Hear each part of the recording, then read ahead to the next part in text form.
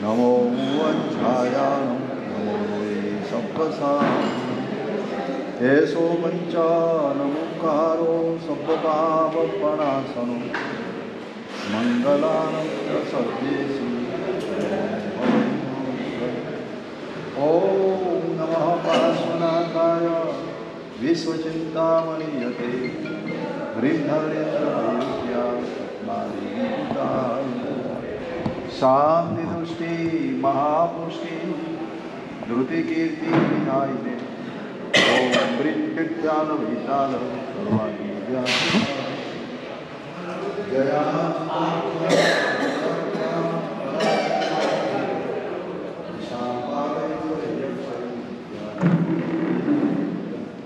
ओम अस्यां नमस्तत्र त्रैलोक्यनाथता चतुष्षष्टिषु इंद्रास्ते आसन्ति क्षत्रियाणां श्री संखेश्वर मंडल पार्श्वजिन प्रणतकल्पदलं चूरय दुष्ट प्रातः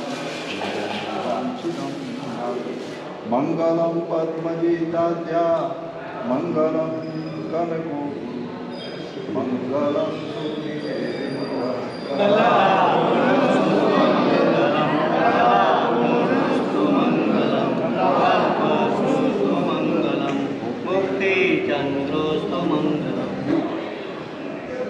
કે બધા લોકો છૂટા છવાયા રહી સંસારના માર્ગે ભટકી રહ્યા. જો મારે આ બધાને મોક્ષ માર્ગે ચલાવવા તીર્થની સ્થાપના કરવી જોઈએ, સંઘની સ્થાપના કરવી જોઈએ. એટલે ભગવાને વૈશાખ સુદ 11ના દિવસે સંઘની સ્થાપના કરી. કારણ કે જો મોક્ષ માર્ગે પ્રયાણ કરવું તો ક્યારે એકલા એકલા પ્રયાણ ન થઈ શકે. બધાની સાથે મળો, સાથે આરાધના કરો. પાપ એકલા એકલા થાય, પણ ધર્મની આરાધના મોટા ભાગે સાથે સાથે, નવાનું યાત્રા હોય, ઉદ્ધાન આપવું, બીજું કાંઈ હોય, એ બધું સાથે સાથે. આજે સંગઠનનો મહિમા જો ચતુર્વિધ સંઘ એની ભગવાને સ્થાપના કરી વૈશાખ સુદ 11 આજે એને 2500 કરતાં વધારે વર્ષ થયા. આજે પણ આ પરમાત્માનો સંઘ અવિહળપણે અવિચ્છિન્ન પ્રવાહે ચાલી રહ્યો છે. એમાં તાકાત કઈ કામ કરે કે સંગઠન. ચતુર્વિધ સંઘમાં 4 પ્રકાર સાધુ, સાધ્વી, શ્રાવક અને શ્રાવિક. આ 4 પ્રકાર એકબીજાના પૂરક છે, એકબીજાને સહાયક કરે. સાધુ તમને સહાયક કરે, તમે સાધુને સહાયક કરો. એવી રીતે સાધ્વીજી વગેરે પણ સહાયક કરે. પરસ્પરોપગ્રહો જીવાન તત્વાર્થનું આ ઉમા સ્વાતિ મહારાજનું સૂત્ર છે. જો એક માણસથી કાંઈ નથી. એક તણખલું પડેલું હોય ને ઘરમાં તો કચરો કરે, તો એ તણખલાનું તમે આમ જૂથ બનાવો ને તો એનાથી સાવરણી બને. સાવરણી શું કરે? કચરાને સાફ કરે. આ સંગઠનની તાકાત છે.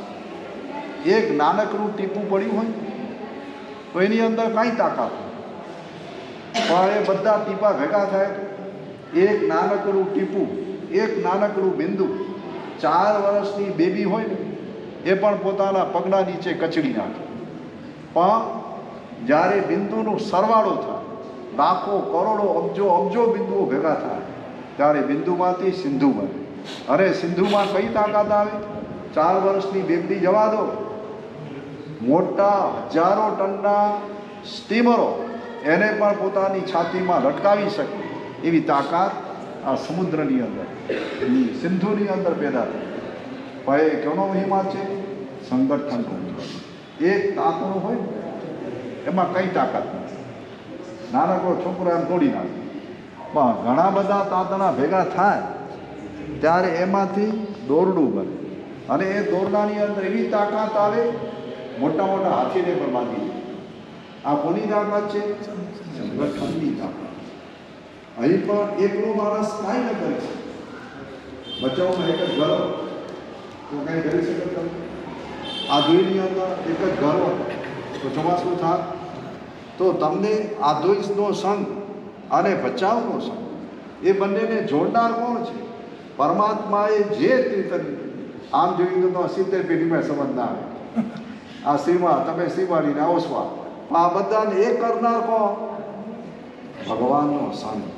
સાધુ સાધ્વી શ્રાવક શ્રાવિકા એ રૂપે એવો જબરદસ્ત સંઘ સ્થાપના કરે છે. એના કારણે બધા સભ્યો એકબીજાના સહાયક. એક રાજાએ એવી જાહેરાત કરી. કોણ જાણે કેમ રાજાના મનમાં એવું આવ્યું કે બધાને મુજરા કાજી જમણવાળા, માત્ર એક કોમને નહીં, 18 કોમને રાજા તરફથી આમંત્રણ. જમવાનું ક્યારે? ભાદરવા સુદ 12 એટલે ઘણા તો 11 ઉપવાસ બરાબર ન્યાય આપી શકાય. અને રાજા તરફથી જમણવાર હોય તો પછી કાંઈ ઓછું તો હોય જ નહીં. 10 પ્રકારની મીઠાઈઓ, 10 પ્રકારના ફરસાણ, 10 પ્રકારનું ફ્રૂટ બધું તૈયાર કરવામાં. રાજા તરફથી હતું 18 મંડપ, મોટા મોટા પંડાલો તૈયાર, અને બધા ભૂખ્યા નાશ થઈને આવી ગયા. અને તે વખતે બધાના ભાણા પીરસાઈ ગયા. ભાણા પીરસાયા પછી આ બધી મીઠાઈઓ પણ પીરસવાનું શરૂ થયું. ત્યાં રાજા પહોંચ્યા. રાજાએ જાહેર કર્યું, જો ભાઈ તમને બધાને મીઠાઈ ફરસાણ વગેરે પીરસવામાં આવશે, પરંતુ કોઈએ હું શરત ન સંભળાવું ત્યાં સુધી કોઈએ જમવાનું શરૂ કરવાનું નથી. એક તો હાલું ગઈકાલ ઉપવાસ, અને બીજા નંબરમાં સામે તૈયાર પારણું કરવાનું. અને તે વખતે તમને કોઈ અટકાવે તો? અત્યારે કોઈ તમારે બચાવમાં કોઈ અઠાઈ બતાવી કરી? 28 કોઈ કર્યા હશે. એક તો ઉપવાસ ઘણાય કર્યો. હવે એક ઉપવાસનું જ્યારે પારણું થાય અને તે વખતે 5 મિનિટ પણ મોડું થાય તો માથું ફરે. પણ હવે તો રાજાનું હુકમ. જો કોઈએ શરૂઆત કરી છે, મીઠાઈઓ પીરસાઈ ગઈ, ફરસાણો પીરસાઈ ગયા, અને પછી રાજાએ જાહેરાત કરી, એ છોકરા પછી રાજાએ જાહેરાત કરી કે ભાઈ ખાવાની બધાને છોડ, પણ એક શરત, કોણીથી હાથ વાળવાનો નહીં. હાથ દવાડે ને મેંદા આમ કે લાડુ લેવાનું, મોનથા લેવાનું, અને પછી આમ કરી મેંદા આમ લીધું, મોનથા આમ કરી નાખ્યું, પણ પડ્યું માથા ઓઢમાં તો પડે નહીં. કોઈકનું આમ ગયું, કોઈકનું આમ ગયું, એમાં કેટલાકની ચડી ગઈ. આ તે કંઈ ભોજન કહેવાય? આ તો અમારા ઘરમાં ઘણા ખાવાના મળતા હતા. કંઈ અમે ભૂખ્યા નહોતા, કંઈ ભિખારી થોડા હતા, હાલતા હતા. એક કોમ હાલતી હતી, બીજી કોમ હાલતી હતી. અપમાનમાં કોણ જમે? ભલે રાજાનું તો રાજાનું ઘરે ગયો રાજા. 17 કોમ ઊભી થઈ ગઈ, પણ એક કોમ ઊભી નથી. એ કઈ સમજી દાઈમાના દીકરા બધા એમાં ભેજામાં અને એમાં બચાવનું ભેજવું બધા પાણી કરે. ભય એટલે ભક્તિ, ચાય એટલે ચારિત્ર, ઉદય ઉદારતા, આ બધાનું જેની અંદર સરવાળો થાય ભક્તિ મૈત્રીની સુધીને એને બચાવ કહેવાય. એમાં શું થાય ખબર? મેંદાએ કીધું એ ચેતન તું એ કામ કર, આપણે ભલે કોળીએથી વાળી ન શકીએ, ખાઈ ન શકીએ, ખવડાવી ન શકીએ. મેંદાએ એક મોંતાનો કટકો લીધો ચેતનના મોઢા, અને ચેતને કટકો લીધો આના મોઢા, અને આમ કરી બધા વાળીના સામ સામે ગોઠવાઈ ગયા. અને રાજા તો જોતો જ રહી. ખરેખર ત્યારે એને થયું કે આ મહાજન, એને મહાજન કેમ કહેવાય? એટલા માટે કદાચ એને મહાજનનું બિરુદ મળ્યું. આના દ્વારા તમને કાંઈ ખબર પડી?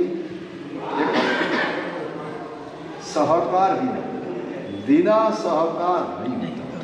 તમે જ્યારે બીજાને સહકાર ન કરો ત્યારે તમારું પોતાનો પણ સહકાર નથી. ચતુર્વિધ સંઘ વચ્ચે આવા પ્રકારનો સહકાર, અને એ સહકાર મોક્ષ માર્ગમાં ચાલવા માટે, નામ દર્શન અને ચારિત્ર્યની આરાધના કરવા માટે પરમાત્માએ આવા નક્કર, તમે વિચારો તો ખરા, અત્યારે કોઈ સંસ્થાની સ્થાપના કરો, દેવો મહેશ્વર, તો કામ શું? બોલો, બ્રહ્માજી શું કામ કરે? વિશ્વની ઉત્પત્તિ. વિષ્ણુજી શું કામ કરે? આખા વિશ્વનું સંચાલન, પાલન કરે. અને મહાદેવ શું કરે? તાંડવ નૃત્ય કરી સંહારની પ્રક્રિયા. બરાબર બ્રહ્મા વિષ્ણુ ને મહેશનું કામ સંગપન કરે. કેવી રીતે કરે? જો આપણી અંદર ગુણોનું પ્રગટીકરણ કરે સંઘ. એકલા એકલા તો તમારી અંદર ગુણો ના આવે, બધા સાથે મળીને આરાધના કરો તો ગુણો આવે. એટલે ગુણોનું પ્રગટીકરણ એટલે સંઘ બ્રહ્મા છે. તમારા ગુણોને, તમારા ધર્મને જાળવી રાખે માટે સંઘ બ્રહ્મા વિષ્ણુ છે. અને તમારી અંદર રહેલા જેટલા દોષો છે, કામ, ક્રોધ, વિષય, કસાય, વાસના, એ બધાનો નાશ કરે માટે સંઘ શું છે? મહાદેવ છે. આવા સંગતિ અલગ થઈ અને ક્યારે પણ તમે ભૂલે ચૂકી વિચાર નહીં કરતા. અમે ઉપદાન માટે શા માટે આમંત્રણ આપીએ છીએ? શા માટે અમે કહીએ છીએ? જો ભચાઉથી અમારું આ નમસ્કાર તીર્થ કેટલું દૂર? બસ 10 કે 11 કિલોમીટર દૂર. 11 કિલોમીટર દૂર. એટલે આમ જોઈએ મુંબઈની અંદર તો 25 કિલોમીટર સુધી ઓલા નોકરી કરવા જાય તો કહેવાય શું? મુંબઈમાં. એટલે આમ જોઈએ તો ભચાઉનું આંગણું જ કહેવાય. અને એમાં અલગ અલગ સંઘોમાંથી આવેલા નથી એ બધાનો તમને બની છે. અને એ બધાનો પરિચય કેવો? જ્ઞાન. એ પણ પરિચય કેવો? બોલો, ઉદ્ધાર કરવાથી કેટલા લાભ થાય? સાધનનો પરિચય થાય. જાણવું કોઈ મહાત્મા કદાચ આવે તો એટલું બધું કષ્ટ પડે. અમારા કિરણજી મહારાજ જ્યારે આવ્યા હતા અને તે વખતે રણમાં રાતી રાખવી પડી. જ્યાં દિવસ બહુ ભૂલ પડી ગઈ, રાતના રણના પાણી આવે, આખી રાત ઉભા હતા. કારણ કે 1.5 કે 2 મહિના જેવા, પોષથી ફાગણ મહિના સુધીના 1.5 કે 2 મહિના જેવા મળે. કાં કચ્છમાં તમારે પ્રવેશ કરવાનો અને કાં કચ્છમાંથી બહાર નીકળી જવાનું. કચ્છમાં રહી ગયા તો રહી ગયા, અને બહાર નીકળી ગયા તો બહાર નીકળી ગયા, પછી તમે અંદર ના આવી શકો. આવા પ્રકારની હાલત હતી. એટલે આવા ગમન બહુ ઓછું હતું.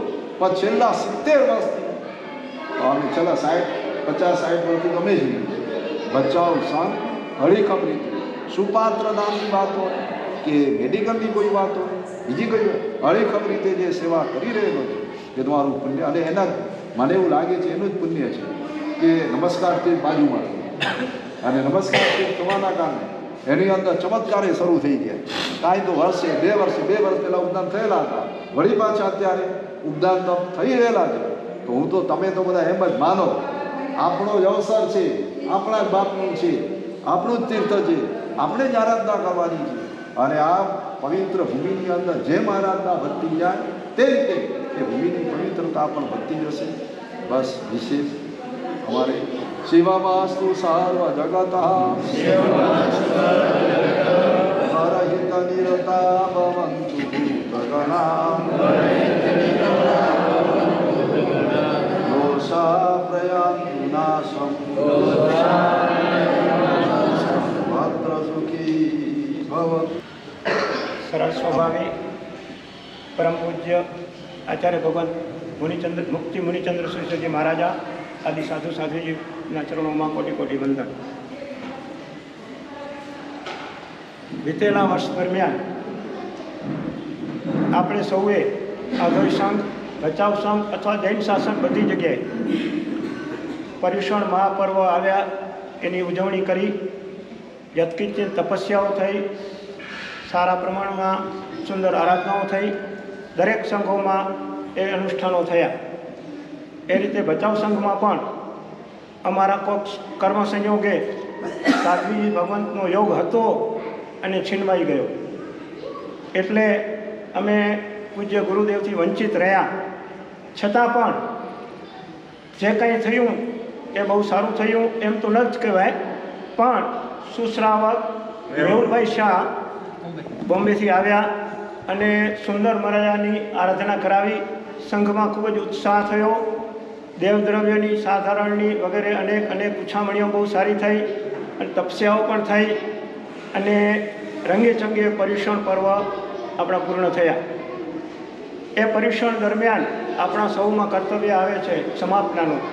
એ રીતે આજે ભચાઉ સંઘ પૂજ્ય આચાર્ય ભગવાન મુનિચંદ્રસુરી મહારાજા અધોઈમાં બિરાજમાન છે તો ત્યાં આવ્યો છે અને ભચાઉ શ્રી સંઘ વતી અમે સાંવત્સરિક સમાપના માગીએ છીએ. મિચ્છામી દુક્કડમ આપ સૌ અમને સમાપના આપશો. આધોઈ સંઘને પણ અમારા મિચ્છામી દુક્કડમ. અમારા તરફથી પણ ભચાઉ શ્રી સંઘને બીજા બધા સંઘની વાત જવા દો, પણ ભચાઉ શ્રી સંઘ એટલે એટલા માટે અનિવાર્ય છે કે આ બાજુ આમ જવું હોય કે આમ જવું હોય કે પેલી બાજુ જવું હોય, વાગડમાં જવું હોય કે કચ્છમાં જવું હોય, વચ્ચોવચ્ચ બરાબર ત્યાં ભચાઉ છે એટલે એની અંદર આવાગમન થાય પણ ખરું.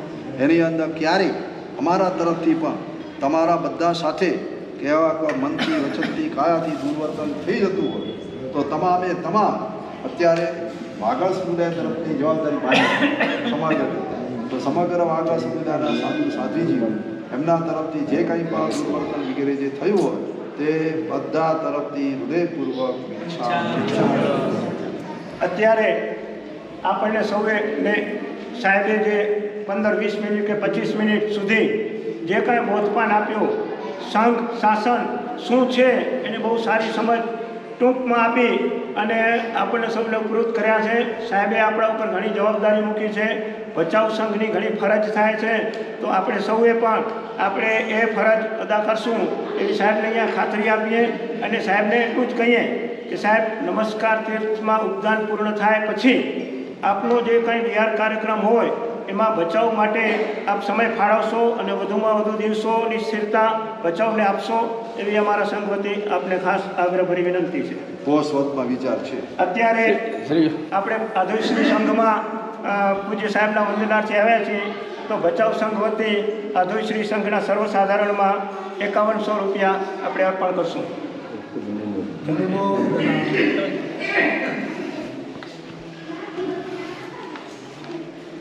જૈનમ જયંતિ તિલક મારે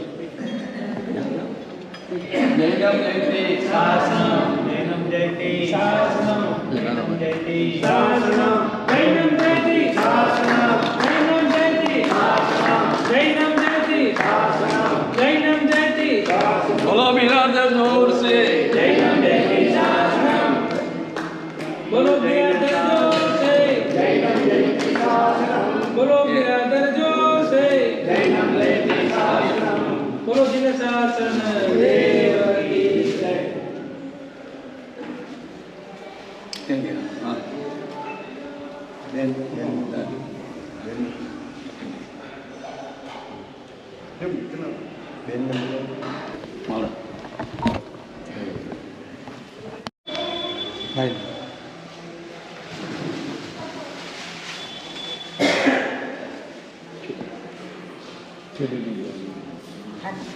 જૈનમ જયતિ શાસનમ જૈનમ જયતિ શાસનમ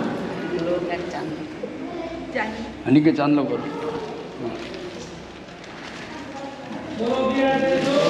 જૈનમ જયંતિ શાસનમ બોલો બિરાદર જોર સે જૈનમ જયતિ શાસનમ બોલો બિરાદર જોર સે જૈનમ જયંતિ શાસનમ બોલો બિરાદર જોર સે જૈનમ જયતિ શાસનમ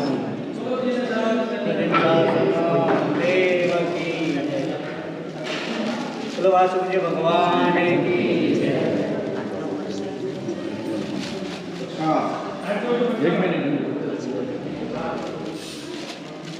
આચાર્ય મહારાજ દર્શનાર્થે પધાર્યા છે તે માટે ખૂબ ખૂબ અનુમોદના અને આ તો મૂર્તિ પૂજન સંઘ આપનું ભાવભર્યું સ્વાગત કરે છે અને સ્વામી વાત્સલ્યનું સંઘને લાભ આપજો એવી વિનંતી છે. અને અમારાથી કંઈ પણ વિનય અવિનય થઈ ગયું તો ભચાઉ સંઘની હું ઈચ્છામી દુક્કડમ માગું છું. સર્વમંગલ મંગલ્યમ સર્વકલ્યાણકારણમ પ્રધાનમ સર્વધર્માણામ જય. બોલો જૈન શાસન દેવ કી જય.